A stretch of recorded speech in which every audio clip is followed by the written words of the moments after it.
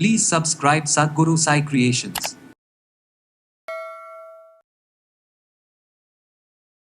நார்மலாக பார்த்தீங்கன்னா irregular periods இருக்கக்கூடிய நிறைய பெண்களுக்கு வெயிட் கெயின் ஆகிட்டே வருது.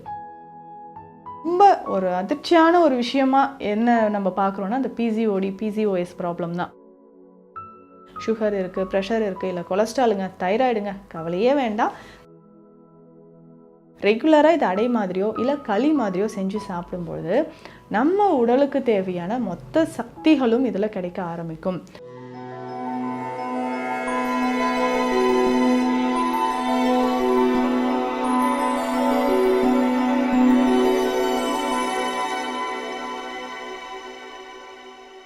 சத்குரு சாய் கிரியேஷன் வியூவர்ஸ் அனைவருக்கும் வணக்கம்.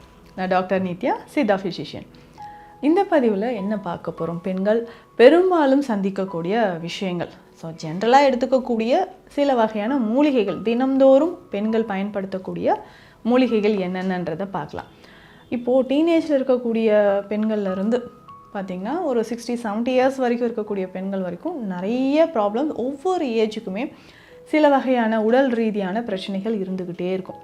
இதில் ஸ்பெஷலாக பார்த்தோம்னா வெயிட் கெயின் அப்படின்னு சொல்கிறது, நார்மலாக பார்த்திங்கன்னா இர்ரெகுலர் பீரியட்ஸ் இருக்கக்கூடிய நிறைய பெண்களுக்கு வெயிட் கெயின் ஆகிட்டே வருது. இதில் இந்த டீனேஜில் பார்க்கும்பொழுது தான் இப்போது ரொம்ப ஒரு அதிர்ச்சியான ஒரு விஷயமா என்ன நம்ம பார்க்குறோன்னா அந்த பிசிஓஎஸ் ப்ராப்ளம் தான். நிறைய பெண்களுக்கு இது நம்ம பார்க்குறோங்க. இந்த டீனேஜ்லேயே இது வருதா அப்படின்னா கண்டிப்பாக இருக்குது. ஸோ அப்போது அந்த பிசிஓஎஸ் இருக்கக்கூடிய பெண்களுக்கு அந்த வெயிட் ரொம்ப அதிகமாக இருக்கிற மாதிரி இருக்கும். வெயிட் கெயின் ஆகிட்டே போவாங்க. ஸோ என்ன ரீசன்னே தெரியலையே. அப்போது 2-3 மந்த்ஸாக பீரியட்ஸ் வந்து கரெக்ட் டைமுக்கு வரலையே. ஸோ ரொம்ப பீரியட்ஸ் வந்து 40 டேஸ், 50 டேஸ், 60 டேஸ் இந்த மாதிரி தள்ளி போகுதே அப்படின்ற மாதிரி யோசிப்போம். இதனாலையும் வெயிட் கெயின் ஆகிறதுக்கு சான்சஸ் இருக்குது. அப்போது இந்த பிசிஓடி ப்ராப்ளம் இருந்தால் என்ன உணவுகள் நம்ம கரெக்டாக எடுத்துக்கணும் அப்படின்னு பார்க்கலாம். முக்கியமாக இந்த கால்சியம் நிறைந்த உணவுகள், அதுலேயும் கேழ்வரகு. இந்த கேழ்வரகு அப்படின்னு சொல்கிறது ரெகுலராக பெண்கள் பயன்படுத்த வேண்டிய ஒரு விஷயமாக தான் இருக்குது. ஸோ இன்றைக்கி பெரும்பாலும் நிறைய பேருக்கு இந்த பிசிஓடி ப்ராப்ளமோ இல்லை இன்ஃபெர்டிலிட்டி இஷ்யூஸோ இருக்குன்னா அந்த கால்சியம் குறைபாடுனால வரக்கூடியது தான். ஸோ அந்த கால்சியம் குறைபாடு இருக்கும்பொழுது ஸோ உடலில் நமக்கு ரொம்பவே ஒரு டயர்ட்னஸ் அப்படின்ற ஒரு பிரச்சனை வர ஆரம்பிச்சிடும்.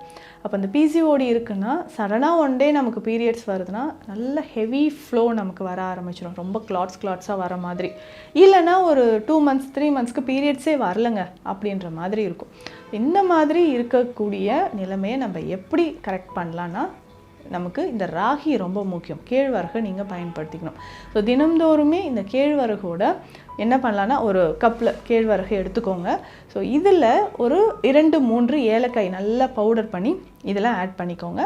இதனுடைய நம்ம சேர்க்கக்கூடிய சில மூலிகை பவுடரும் நான் சொல்கிறேன், சதாவரி. ஸோ சதாவரி பொடியும் நல்ல 1 ஸ்பூன் அளவுக்கு எடுத்து இந்த கேழ்வரகில் மிக்ஸ் பண்ணிக்கோங்க. அதாவது கேழ்வரகு, ஏலக்காய், 1 ஸ்பூன் அளவுக்கு சதாவரி பொடி, இதை நல்லா மிக்ஸ் பண்ணி கொஞ்சம் தண்ணீர் விட்டு அடை மாதிரி செஞ்சு சாப்பிடணும். ரெகுலராக இது அடை மாதிரியோ இல்லை களி மாதிரியோ செஞ்சு சாப்பிடும்பொழுது நம்ம உடலுக்கு தேவையான மொத்த சக்திகளும் இதில் கிடைக்க ஆரம்பிக்கும். ஸோ ரெகுலராக இதை பயன்படுத்திகிட்டே வரலாம். இல்லை வீக்லி 2 or 3 டைம்ஸ். எல்லா வயதில் இருக்கக்கூடியவங்களும், சுகர் இருக்குது, ப்ரெஷர் இருக்குது, இல்லை கொலஸ்ட்ராலுங்க, தைராய்டுங்க, கவலையே வேண்டாம், இது எல்லாருமே நம்ம பயன்படுத்தலாம். அது அடுத்தது முக்கியமான ஒரு விஷயம் என்னென்னா வெந்தயம். பெண்களுக்கு ஒரு சிறப்பான ஒரு விஷயமா இருக்கும். இர்ரெகுலர் பீரியட்ஸ் இருக்குன்னா ஃபேஸில் வந்து ஹேர் க்ரோத்தும் நிறைய பேருக்கு வந்துடும்.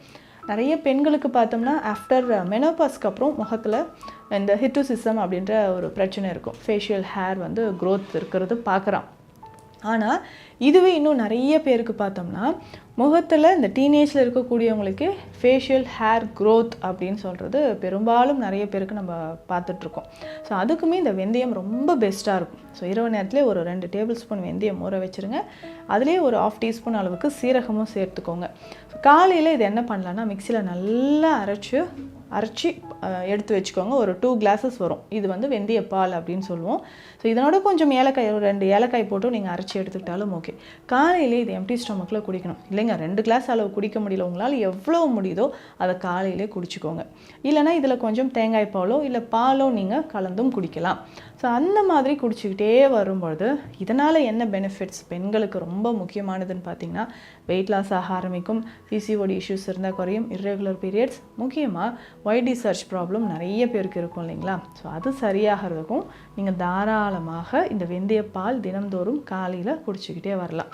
சித்த மருத்துவத்தில் சில மூலிகைகள் இருக்குங்க. அதாவது இந்த ஒயிட் டிஸ்சார்ஜ் இருக்குது அப்படின்னு சொன்னாவே நல்ல வெயிட் லாஸ் ஆக ஆரம்பிச்சிடும். ஸோ ஒயிட் டிஸ்சார்ஜ் இருக்குது அப்படின்னு சொல்கிற நிறைய பெண்களுக்கு வெயிட் லாஸ் ஆகிட்டே இருக்கும், பாடி ரொம்ப ஹீட்டாக இருக்கும், எப்போவுமே ஒரு டயர்ட்னஸ் இருக்கிறது, ஹீமோக்ளோபின் லெவல் ரொம்ப குறைவாக இருக்கிறது, இந்த மாதிரியான சிம்டம்ஸ் உங்களில் நிறைய பேருக்கு இருக்கும். ஸோ இதுக்குமே ஸ்பெஷலாக இருக்கக்கூடிய ஒரு மெடிசன் தான் நம்ம குமரி லேகியம் இல்லைனா குமரி மணப்பாகு. இதை நீங்கள் பயன்படுத்திக்கலாம். ஸோ பெண்களுக்குன்னே இருக்கக்கூடிய ஒரு ஸ்பெஷல் மெடிசன் அப்படின்னே சொல்லலாம். ஸோ ரெகுலராக இதை நீங்கள் ஃபாலோ பண்ணிக்கிட்டே வரும்பொழுது உடலில் இருக்கக்கூடிய பல பிரச்சனைகள் நமக்கு குறைய ஆரம்பிக்கும். ஸோ உடல் அதிகமான உஷ்ணமாக இருக்கா, அதை குறைக்கிறதுக்கும், ஒயிட் டிஸ்சார்ஜ் இருக்கா, அதை குறைக்கிறதுக்கும் யூஸ்ஃபுல்லாக இருக்குங்க. இதே மாதிரி தான் சிவியராக அடுத்து நம்ம பார்க்கக்கூடியது டிஸ்மெனோரியா அப்படின்னு சொல்கிற ஒரு பிரச்சனை. ஸோ லேடிஸ்க்கு அந்த பீரியட்ஸ் டைமில் வரக்கூடிய பேக் பெயின். ஸோ இதை எப்படிங்க நம்ம கண்ட்ரோல் பண்ணுறது? ஸோ அந்த பேக் பெயின் வர டைமில் பார்த்திங்கன்னா அந்த 1 or 2 days என்னால் எந்த ஒர்க்கும் பண்ண முடியாதுங்க. ஸோ ஹாஸ்பிட்டலில் போயிட்டு நான் ட்ரீட்மெண்ட் எடுக்கிற அளவுக்கு எனக்கு பெயின் இருக்கும், சிவியராக வாமிட்டிங் இருந்துகிட்டே இருக்கும், டீஹைட்ரேட் ஆகும் அப்படின்னு சொல்கிற கண்டிஷனும் இருக்குது. ஸோ இந்த மாதிரி கண்டிஷன் இருக்குன்னா இமிடியேட்டாக நமக்கு ஸோ எந்த மாதிரி நமக்கு பிசிஓடி இருக்கா, இல்லை யூட்ரஸில் எண்டோமெட்ரியோசிஸ் இல்லை அடினோமயோசிஸ் கண்டிஷன் இருக்கான்றதை கண்டிப்பாக நம்ம செக் பண்ணிக்கணும். ஸோ செக் பண்ணால் மட்டும்தான் இந்த எவ்ரி மந்த் பீரியட்ஸ் டைமில் வரக்கூடிய இந்த ப்ராப்ளமும் நம்ம கிளியர் பண்ண முடியும். இதோட சேர்த்து மசில் கிராம்ப்ஸ் நிறைய பேருக்கு இருக்குது. ஸோ மசில் கிராம்ப்ஸும் பெரும்பாலும் நிறைய பேருக்கு இருக்கிறத நம்ம பார்க்குறோம். ஸோ தூங்கிட்டே இருப்பாங்க, அந்த காஃப் மசில்ஸில் ஒரு கிராம்ப்ஸ் வர்றது, ஸோ முதுகு பக்கம் இருக்கக்கூடிய மசில்ஸில் கிராம்ப்ஸ் வர்றது, இந்த மாதிரியான விஷயங்கள் எல்லாமே எக்கச்சக்கமாக இருக்குங்க.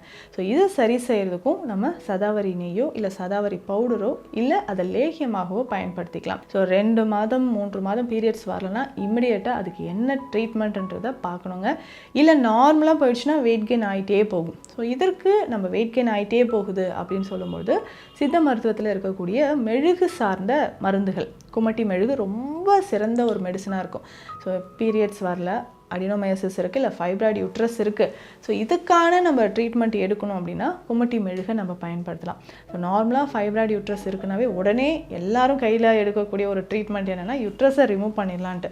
ஆனால் அந்த ஃபைப்ராய்டு நல்லாவே கரையிறதுக்கு நிறைய சித்த மருந்துகள் இருக்குது. அதை ரெகுலராக ஒரு 3 to 4 months இல்லை உங்களுக்கு எந்த மாதிரியான பிரச்சனைகள் இருக்கோ அதற்கு ஏற்ற மாதிரி நீங்கள் பயன்படுத்தலாம். ஸோ அதற்கு பெஸ்ட்டான ஒரு மெடிசன் தான் இந்த குமட்டி மெழுகு அப்படின்னு சொல்கிறது. ஸோ இதையுமே நீங்கள் அளவுப்படி ஃபாலோ பண்ணிக்கிட்டே வந்தீங்கன்னா அந்த ஃபைப்ராய்டு நமக்கு நல்லாவே குறைய ஆரம்பிச்சிடும். அது நாளடைவில் இன்ஆக்டிவ் ஆகிடும். அதுக்கப்புறம் பீரியட் சைக்கிள் உங்களுக்கு நார்மலாக வரும். ஸோ பீரியட்ஸ் டைமில் வரக்கூடிய பிரச்சனைகளை எப்படி கையாள்வது, அதுக்கேற்ற மாதிரி உடல் எடையை எப்படி நம்ம சரி செய்யலான்றதை இந்த பதிவில் பார்த்தோம். ரொம்ப உங்களுக்கு யூஸ்ஃபுல்லாக இருக்கும்னு நினைக்கிறேன். மீண்டும் அடுத்த பதிவில் சந்திக்கலாம். நன்றி.